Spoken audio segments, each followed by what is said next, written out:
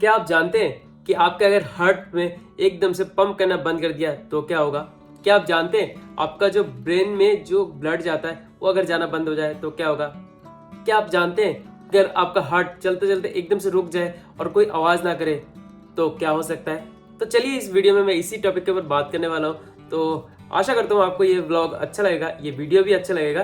So video को and तक देखना और जानकारी अच्छी लगी तो सब्सक्राइब जरूर करके जाना और शेयर करते रहना, आगे भी पास ऑन कर देना। आज के जैसे टॉपिक है, आज का जो टॉपिक है कि अगर हार्ट बंद हो जाए, इस टर्म को हम क्या बोलेंगे? मेडिकल का टर्म्स जो है वो उसमें हम कहते हैं इसको कार्डियक अरेस्ट।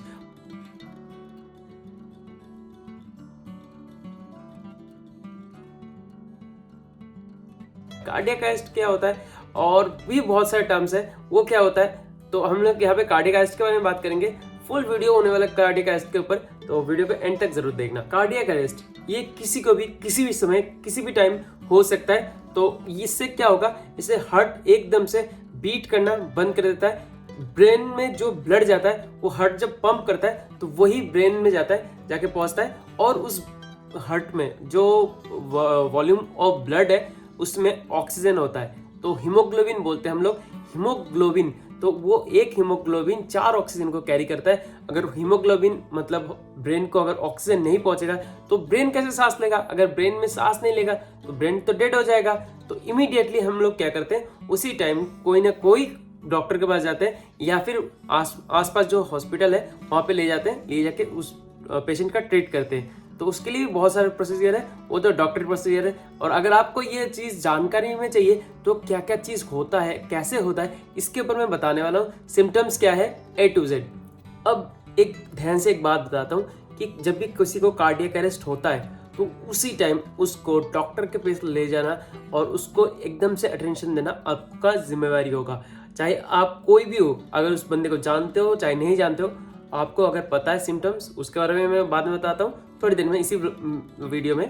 तो उसको वो अटेंशन चाहिए और आपको नियर बाई कोई भी हॉस्पिटल में उसको लेके जाना है जिससे कि उनका जान बच सके। तो इसका कारण क्या है, इट कॉजेज, क्यों ये होता है? हमारे ये हार्ट है ना, ये एसी नोड के ऊपर चलता है। SA node AV node 2 node होता है और जो एसी नोड है वो ना इलेक्ट्रिकल सप्लाई प्रोड्यूस करता है हार्ट को, ठीक है, जिससे कि ना वो पंप हो चुका है। वो एक मोटर है, मोटर को क्या इलेक्ट्रिक देते हैं तभी तो मोटर घूमता है ना। वैसे पंप भी एक पंप करता है, तो पंप करने के लिए इलेक्ट्रिकल सप्लाई चाहिए और वो सप्लाई कौन देता है? SA node. आपको बस नाम याद रख लो। और काम क्या करता है? वो इलेक्ट्रिकल सप्लाई करता है। कभी कभार क्या होता है, कोई भी डिस्टर्बेंस की वजह से वो इलेक्ट्रिकल जो सप्लाई है वो बंद हो जाता है। इलेक्ट्रिकल सप्लाई बंद होने की वजह से हार्ट बीट करना बंद कर देता है, एकदम से सडन स्टॉप हो जाता है और उसी को हम लोग बोलते हैं कार्डियक अरेस्ट। कार्डियक अरेस्ट ये भी 2 अलग अलग टाइप में होता है। तो वो क्या क्या टाइप होता है वो भी आपके सामने बताता हूँ। एक है वेंट्रिकुलर फिब्रिलेशन, एक है पल्सलेस वेंट्रिकुलर ट्रैकिकार्डिया। तो 2 तरीके का होता है। अब आपको एक डायग्राम दिख रहा होगा, एक साइड है वेंट्रिकुलर फिब्रिलेशन, एक साइड है पल्सलेस वेंट्रिकुलर ट्रैकिकार्डिया। तो दोनों में डिफरेंस आपको समझाता हूँ। देखो, वेंट्रिकुलर फिब्रिलेशन जो है ना, ये कॉज होता है by chaotic rapid heartbeat, बहुत ज्यादा हार्ट बीट की वजह से, जिससे कि ना प्रिवेंट कर देता है हार्ट को पंप द जितना ब्लड पंप करना चाहिए उतना प्रिवेंट कर देता है, पंप भी करने नहीं देता है। ये वेंट्रिकुलर फिब्रिलेशन में होता है। और जो पल्सलेस वेंट्रिकुलर ट्रैकिकार्डिया है, इसमें क्या होता है, बहुत fast but organised heartbeat organised रहता है मगर बहुत हार्ट ना बहुत फास्ट हो जाता है। तो इससे भी प्रिवेंट करता है हार्ट को पंप करने में, जो कि ना ब्लड पंप करने में दिक्कत देता है, प्रिवेंट करता है। सो मोस्ट कॉमन जो कॉज है, इसमें सबसे ज्यादा कॉज किस वजह से होता है कार्डियक अरेस्ट में? इन द कंडीशन, जो कंडीशन है उसको बोलते हैं कोरोनरी आर्टरी डिजीज। जो कोरोनरी आर्टरी है वहां पे क्या होता है, सप्लाई, ब्लड सप्लाई जो है ना वो नैरो हो जाती है। सप्लाई का जो ब्लड आर्टरी का है साइज वो नैरो हो जाता है और धीरे धीरे ब्लॉक होने लगता है बाय द प्लेक मतलब कुछ ना कुछ गंदगी जमते रहता है और गंदगी जमने के वजह से वो जो पाइप है ना, पाइप मान लो एक पाइप है, पाइप के अंदर गंदगी जमता है तो पाइप धीरे धीरे छोटा होता है तो देखना पानी का प्रेशर बढ़ जाता है। अगर आप थोड़ा सा भी उंगली रखोगे ना पाइप के सर के ऊपर जहां से पानी निकलता है, देखना पानी बहुत दूर जाता है और इसमें प्रेशर बहुत ज्यादा बढ़ जाता है। कभी कभी एकदम उंगली रख दो तो बंद ही हो जाता है, तो ये ऐसे भी बंद भी हो जाता है और कभी कभार बहुत स्लो डाउन हो जाता है। तो उसी को बोलते हैं कार्डियक अरेस्ट, मतलब उस कंडीशन के को बोलते हैं कार्डियक अरेस्ट। और कार्डियक अरेस्ट में एक और भी जैसे होता है, चेस्ट में ना ट्रॉमा पैदा होता है, इलेक्ट्रोकंडक्शन होता है, इलेक्ट्रोक्यूशन होता है, ड्राउनिंग होता है, ओवरडोज ऑफ अल्कोहल उसकी वजह से भी हो सकता है, और इसके वजह से रेस्पिरेटरी अरेस्ट भी हो सकता है, या रेस्पिरेटरी अरेस्ट के वजह से भी कार्डियक अरेस्ट हो सकता है। इतने सारी चीज बता दी आपको। और ये जो रेस्पिरेटरी अरेस्ट, ये drowning, overdose of the drug, ये जो चीज बताई ये एक टेक्निकल टर्म है जो कि ना आप थोड़ा सा तो इतना सा अगर जानते हो तो फिर ठीक है, अगर नहीं जानते हो कमेंट सेक्शन में बता दिया करो कि समझ में नहीं आता है, मैं उसका भी एक अलग से हिंदी में आराम से बता दिया करूंगा। क्योंकि यहाँ पे थोड़ा सा ज्यादा इसलिए बताता हूँ जल्दी जल्दी, क्योंकि बहुत लोगों को ये सब चीज टर्म्स समझ में आता है, जिनको समझ में नहीं आता है वो लोग कमेंट कर सकते हैं। अगर किसी पर्सन को कार्डियक अरेस्ट हुआ है तो आप क्या करोगे उस टाइम पे? कार्डियक अरेस्ट अगर उस टाइम के हुआ है तो आप सीपीआर दोगे। सीपीआर का फुल फॉर्म अगर बताऊं तो कार्डियो पल्मोनरी डिसोसिएशन, जो ये टर्म है इसको सीपीआर बोलते हैं, और ये करोगे। और उसको करने के लिए भी एक आपको मैं वीडियो का लिंक दे दूंगा नीचे, अब उस पर क्लिक करके भी सीपीआर कैसे करते हैं वो आप कर सकते हो। और मैंने भी बहुत पहले सीपीआर किया था, जो कि मेरे एक पुराना वीडियो का मैं ऊपर आई बटन पे लिंक दे दूंगा, उस पर जाकर भी आप देख सकते हो। और उसके साथ साथ आप क्या कर सकते हो, डिफिब्रिलेशन भी कर सकते हो। अब सीपीआर क्या करते हैं, इन्वॉल्व्स द चेस्ट कंप्रेशन में to help the circulate the blood circle. मतलब आप ये देख सकते हो, सीपीआर देने के लिए ये वाला हाथ, राइट वाला हैंड को बिल्कुल सीधा रखना, और ये वाला जो लेफ्ट हैंड है इसको इसके ऊपर रख के, ये वाला बिल्कुल राइट हैंड और उसके बॉडी के ऊपर से पूरे बॉडी के ऊपर चढ़ जाना है। लड़का हो लड़की हो उससे कोई फर्क नहीं पड़ता है, जो स्टर्नम बिल्कुल बीच में, ठीक है, उसके ऊपर प्रेस करना है। ये वाला पोर्शन बॉडी का पूरा फोर्स लगेगा इस वाले पोर्शन से, और इस वाले पोर्शन को लगा के ये वाला हाथ ऐसे रहेगा पूरा स्ट्रेट, और इसको ना प्रेस करते जाओ या 30 सेकंड तक प्रेस करो। और उसके बाद सीपीआर बता रहा हूं मैं आपको, और उसके बाद आप ना बिल्कुल उसके मुंह के पास कान ले जाओ और चिन को थोड़ा सा लिफ्ट करके कान से आवाज सुनने की कोशिश करो कि नाक से कोई भी आवाज आ रही है, सांसें चल रही है या फिर कुछ भी हो रहा है, क्योंकि वो उस टाइम पे वो फेंट हो चुका होगा, गिरा हुआ होगा। तो कान से आवाज सुनो और उसका चेस्ट देखो कि चेस्ट थोड़ा सा भी हिल रहा है या नहीं हिल रहा है, ठीक है। अगर नहीं हिल रहा है, अगेन मुंह से थोड़ा सा हवा दो उसको हम लोग ऐसे बोलते हैं ना कि मुंह से कार्बन डाइऑक्साइड निकलता है। बहुत लोग मुंह से हवा देना नहीं चाहते या फिर फ्रेंच किस नहीं देना चाहते, तो इसमें सीपीआर में बहुत लोग क्या करते हैं कि दे देते।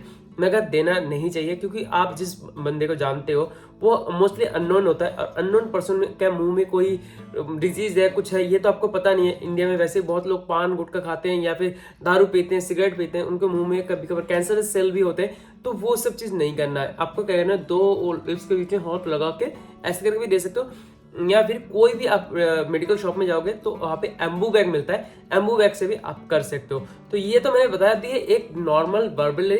आपको अगर प्रैक्टिकल देखना है तो बहुत सारा वीडियो मिल जाएगा। अगर आई बटन पे दे दिया है तो ठीक है, अगर नहीं दिया है तो आप जाके मैं किसी के वीडियो का लिंक मैं नीचे दे दूंगा, तो आप वहां से भी देख सकते हो कि सीपीआर कैसे देते हैं। अगर सीपीआर दोगे तो उस टाइम पे वो जो पेशेंट है वो बच जाएगा। और जो मैं बात कर रहा था डिफिब्रिलेशन में क्या करते हैं, डिफिब्रिलेशन एक्चुअली जो हार्ट ना उसको हल्का सा इलेक्ट्रिक शॉक देते हैं, या फिर बॉडी को हल्का सा इलेक्ट्रिक शॉक देते हैं। डीसी करंट भी देते हैं, कभी कभी एसी करंट भी देते हैं, तो वो बहुत लाइट अमाउंट में देते हैं, जिसमें कि ना बॉडी में हल्का झटका है, और उससे कि ना हार्ट जो नॉर्मल रिदम है वो वापस आ जाए उसका। कभी कभार आ जाता है, कभी कभार नहीं आता। ये है डिफिब्रिलेशन। और डिफिब्रिलेशन में थोड़ा सा दिक्कत ये आता है क्योंकि हमेशा ना उतना मेजर का करंट मिलता नहीं है, तो ये थोड़ा सा रिस्की हो जाता है। इसलिए हमेशा प्रीफर करना है कि डॉक्टर के पास ले जाना। डॉक्टर जो डिफिब्रिलेशन देगा उनके पास प्रॉपर मशीन होती है, तो वो अच्छे से कर सकते हैं। जो टच करते हैं आपने देखा होगा, ऐसे चेस्ट पे लगाते हैं, तो उसको बोलते हैं डिफिब्रिलेशन, तो वो कर सकते हैं। एक नोट करने वाली बात बताता हूँ, अगर आपको सीपीआर देना नहीं आता है, डिफिब्रिलेशन करना नहीं आता है, तो आप जितना जल्दी हो सके डॉक्टर के पास लेके आओ। अगर डॉक्टर के पास जितना लेट होता है आपको पर मिनट 10% उसका बचने का चांस कम होते जाता है, घटते जाता है। अगर 10 मिनट बाद आप लेके आओगे तो 0% हो जाएगा, तो बचने का चांस 0 है। अगर आप 10 मिनट पे मतलब 5 मिनट पे लेके आओगे तो 50% चांस है कि वो बच जाएगा। अगर 20% पे लेके आते तो 80% मतलब 2 मिनट में लेके आते हो तो 80% चांस है कि वो बच जाएगा। तो ऐसे करके जितना टाइम जाता है उतना पेशेंट मतलब का हालत ज़्यादा खराब होते जाता है। तो इसीलिए जितना कोशिश करना कि जल्दी आए और डॉक्टर को दिखाए। और इसको भी एक टर्म दे रखा है जो कि ना CPR use as a term autonomic external defibrillation. अगर CPR एनी हाउ आप यूज करना आता है, आप सीख चुके हैं, तो आप इसको यूज करना और नहीं उसके साथ साथ ही पेशेंट को भी कॉल करना, मतलब सॉरी एम्बुलेंस को कॉल करना और लेके आना। अब बात कर लेते हैं सिम्टम्स के ऊपर। सिम्टम्स क्या क्या है? Symptoms of the cardiac arrest, इसमें बहुत सारे सिम्टम्स दिखाएंगे, उसमें से कुछ जो आपको उसी टाइम पता चलेगा। लॉस ऑफ कॉन्शियसनेस, वो फेंट होने लगेगा, एकदम से कॉन्शियसनेस खो देगा। नो पल्स, कोई पल्स नहीं आएगा। नो ब्रीदिंग, ब्रीदिंग भी नहीं आएगा, धीरे धीरे वो घटते जाएगा। एक टाइम पे ब्रीदिंग आएगा ही नहीं। चेस्ट पेन होगा बहुत जोर से, अगर उसको दबाओगे ना, उसको पूछोगे, वो बोलेगा बस छाती, मतलब छाती में दर्द हो रहा है, ठीक है। और उसके साथ साथ शॉर्ट ऑफ ब्रेथ, मतलब उसको सांस लेना एकदम ही शॉर्ट हो जाएगा, ब्रेथ टेकिंग भी शॉर्ट होता जाएगा, और डिजीनेस, उसको धीरे धीरे नींद जैसे आएगी, ठीक है। ये सब चीज आएगा। और उसके साथ एक अगर और भी कुछ इमरजेंसी सिचुएशन आता है, तो उसके साथ साथ वो ऐसे बोल सकता है कि उसको कुछ याद नहीं है, कुछ टाइम के लिए वो ब्लैंक हो जाएगा, एकदम ब्लैंक। ये सारे सिम्टम्स जो है मैच करते हैं कार्डियक अरेस्ट को। सो आज के वीडियो के लिए बस इतना ही था टॉपिक। अगर आपको जरा से भी इंफॉर्मेटिव लगा है तो प्लीज इस वीडियो को और भी ज्यादा लाइक, कमेंट, शेयर करना। कमेंट तभी करना अगर कुछ भी समझ में नहीं आया। अगर कमेंट तभी करना जब आपको बहुत कुछ समझ में आ गया है। अगर कुछ भी समझ में ना आया हो और सब कुछ आ गया हो तो भी कमेंट कर सकते हो। कमेंट के लिए कोई मना नहीं है। और बाकी वीडियो को अच्छा लगा है तो सब्सक्राइब करके जाना चैनल को, और हो सके तो जितना जल्दी हो सके अपने पेरेंट्स के साथ, अपने दोस्तों के साथ, सब जगह पे फैमिली मेंबर के साथ शेयर कर दो। तो मिलता हूँ किसी नए टॉपिक के साथ अगले दिन। तो बाय बाय, जय हिंद।